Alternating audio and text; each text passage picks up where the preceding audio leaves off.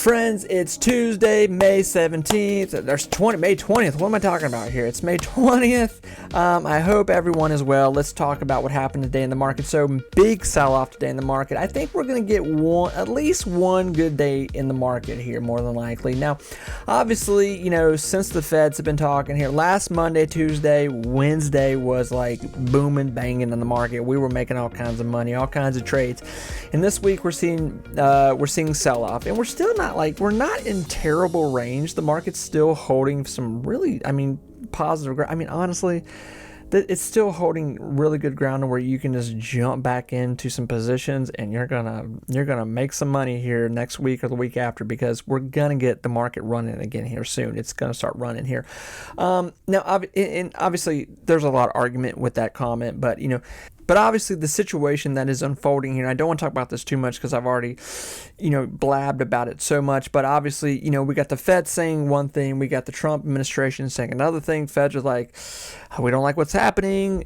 Trump's going, things are great, and, we're getting this clash right now. So, the market's going, man, and then we had some big analysts come out, over the weekend bleeding into this week and saying like, hey, we're downgrading some things. And so the market's, there's been some fear going through the market, but this is nothing new. We've seen this time and time again in the market. So let's break right into some stocks here. Let's talk, let's gossip, let's chat, let's stream, and get into it. So friends, thank you so much for being here. I really do appreciate that. I really do appreciate everyone that clicks on the video. I really do mean that. So, Big Bear. I'm not going to talk about Big Bear long. I promise. I know you guys are like, dude, stop talking about Big Bear. Every night. I promise this will be very short. But I think one positive thing that's happening right now with Big Bear is that Big Bear, today, I think there was obviously some sell-off today, but this is still very positive that Big Bear is not just plummeting. Okay, Big Bear is holding this 350. Even if we hold 340, 330, I'm still in a very positive mindset with where Big Bear can go here, because it's not going to take much more volume money to really push Big Bear back into that $4 position of what we're hoping here. So I'm optimistic that Big Bear can continue to find a small journey back up into $4 to $5 here. We're hoping. And obviously, too, the main thing is defense deals. And I'll say this and I'll shut up. But this kind of goes into Palantir as well. So, with this Saudi deal, this situation, we know Trump is going to spend money on defense here in the homeland regardless, but this Saudi deal is adding more money other places, and this is why a lot of us are thinking that there's going to be a lot more government contracts being cut up here, written out, and Palantir just got one like the other day, like they just got a new one, Palantir gets so many deals at this point where it's like, I remember when I used to like say like, oh my God, Palantir's got another deal. Now when Palantir gets a deal, we're like, they got another deal.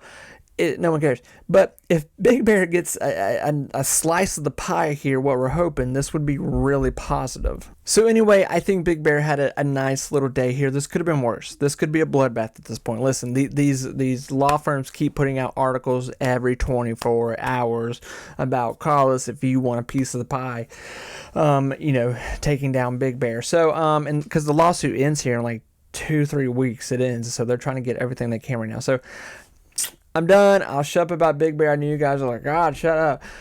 Okay, let's go right into, and obviously too, I'm going to talk about a lot here, but I kind of want to swing through this, and I don't want to hold you guys up all night.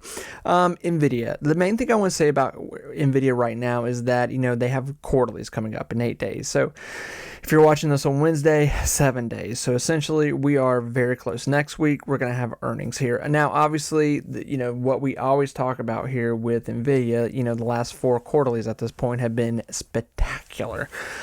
So once again, can Nvidia have a really good quarterly? Now, we saw AMD's quarterly come out here not long ago, and it was good. So there's much expectation that Nvidia will keep the pace they're going. How big will this pace be into the next earnings? I don't know. But listen, it's a situation where, Nvidia is still fresh off that stock split they had here not long ago. And then it's a situation, too, of where, if Nvidia hits another quarterly like they've been doing, Q3 they were at 35 billion and some change. Q4 of 2025 here, they were at 39 billion and some change here, and that was the last two of 24 revenue. So their new quarterly is coming out here, and it's Q1 of 2026 here. So it's going to be very interesting. How are they going to push off into the new year here? Now, Nvidia here has had no problems meeting expectation on their earnings. The thing with Nvidia as of late has been how big are they going to beat the expectation? So that's really what's been the driving force with this. So if they continue just to annihilate, if they come up with like a $41 billion quarterly, and that's kind of what is expected at this point, maybe they hit 42. Good God. This stock is going to have no problem holding this 130 going into 140, maybe 150 into the summer. I don't think that's crazy to say, and there's probably not a lot of pushback on that comment. You're talking about a stock that is, could easily, if they keep this momentum going, their stock's gonna jump more than it has at this point. And imagine let's fast forward a lot. Let's fast track here a good bit, and say like Q4 of 2025 here, Nvidia is still rolling out. Maybe they're at $50 billion a quarterly by then. Now they've got a lot of ground to make up with that kind of price tag, but we'll say 48 just to be safe here. 47, 40 safe billion by Q4 of 2025 here. We could easily be almost at $200 a share, if not a $200 a share, and then somewhere in 2026, if they were to continue the process of this kind of money, my God, we could be going to another stock split here within a short time of a short time here, just a couple years. So I think anything's probably possible here. Listen, we've seen Tesla do crazy things that haven't made sense. Tesla, when they had their first stock split, everyone was like, well, they're obviously not going to have another stock split for probably a decade. It was just like 3 years. Then they had to have another stock split because the stock was running up so much. They were making so much money, and like the expectation was just crazy. And more than likely, next year, the year after that, they'll probably have another stock split. So, this is why these kind of things are. You got to pay attention to them. Nvidia is still very much a stock that can make you rich. If you're able to, put money in this at a steady pace and start compounding position in this, listen, this could really pay off for you, in small time frame here very soon. So yeah, I'm very excited to see what Nvidia is going to do. Like I said, I don't want to spend too much time on it because I don't think a lot of people probably are paying attention to Nvidia right now, because it's for a general kind of investor at this point. It's a hefty stock. It's a hefty price tag. So whether you're buying quarterly shares, at $20, or you're buying maybe a whole share, a lot of them at once, who knows? Maybe you just have one share, but still you're in the game of it. So, I'm positive what's going to happen here. It's a situation where, gaming is not slowing down at all. And, Nvidia has the chip, they have their software, and that was the last quarterly was shocking because that's where they made most of their money was their software base. Not most of it, but they beat the chip department. Friends, let's move into something else here. So I just want to touch on Palantir, and obviously I talked about Palantir a lot last night, but I find this very interesting because I'm obsessed with Palantir. You're obsessed with Palantir. We're all obsessed with Palantir. There's nothing wrong with it. So what could be the new sell-off point here with Palantir? Palantir's still getting deals. It's still, it's doing phenomenal. It's doing phenomenal. And I do think that Palantir is so close somewhere into this year of getting potentially will obviously be in the $900 million range of quarterlies. That's happening. Maybe Q3, Q4, if not Q4 being $1 billion quarterly, we will definitely undoubtedly be in $900 million quarterly range, somewhere in there to end out the year. Because Palantir at this point, it sounds silly to say this, but because this will change at Q2, but right now they're projected to make right under $4 billion for this year. But it's gonna rise, because what do we know? Palantir has still been getting deals even from Q1 here. I mean, they've still been getting deals. So Q2 for 2025 is going to be hefty. It's going to be hefty. So this is why Palantir, by Q2 of this year, when it unravels itself here, Palantir could be at $140, $150. I don't think that's crazy to say. This is what Palantir's been doing. It pushes into this. It just keeps pushing the narrative. It keeps pushing, has some pullback, and then it starts up again. It keeps chiseling away at these new numbers here. So we've touched 133. We know investors will pay that much. They have, and they'll do it again. I think they'll pay 140. I think they'll pay 150. I think they could be paying 160, 170 by December. It sounds crazy. I get it. I know it. But if Palantir is still finding these deals, why would it stop? And two, you have to look at the situation for what it is.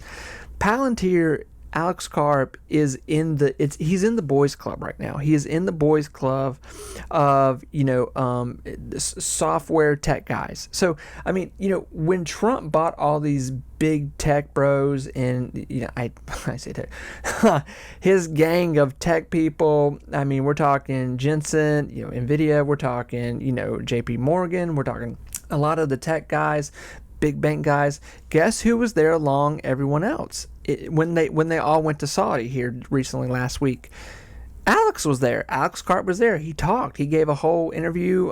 He talked to the big dog there in Saudi. I don't know his name, but Alex was there. He was with Trump. So there's relationship. There's a situation that is continuing to happen here. This is why Palantir's been getting defense stocks, but they're getting a lot more defense stocks now in defense contracts. Excuse me. To me, this is like business is probably going to continue here for at least 4 more years, undoubtedly. And these defense contracts, they come with contracts. They come with contracts for like 2, 3, 4 years. So it's just money that's continuing to pile up into every quarterly. That's what we're seeing. We're just seeing this compounding of each of these deals being thrown on top of each other, where you have this huge just Jenga set of just deals on top of each other. And some deals here recently just got reworked.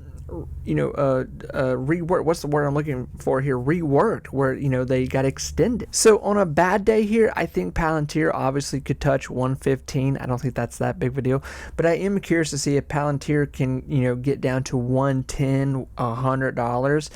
I don't know if we'll ever go under $100 again. I look at something like Oracle. Oracle obviously making a ton more money in market cap, extremely more wealthy than what Palantir has at this point. But, once Oracle went over like the 120, 130 range here, Oracle, even during this situation, what we just went through with the tariffs, it held its ground here. So, once a stock gets so much money built into it, it's hard, man, for it to really get down to some low levels. Even when we had this sell-off here in Palantir, it sold down to, $70. And that was still, that was still a very high price tag. So, I mean, for us people that, because I was buying some more, when Palantir went to $70 here just a handful of weeks ago with this tariff sell-off, I mean, look at the run we just went through. We went through 70, 80, 90, 110, 120, 130. I mean, that is insane wealth that people were a part of here recently. So Palantir will more than likely continue to do that. And Palantir is in such this healthy stage of just such a great stock to buy low, sell high, buy, because it's in such this pattern of looking for new ground to where even when we have a pullback, it's going to be bought, it's going to be pushed back up, and it's going to continue that process over and over.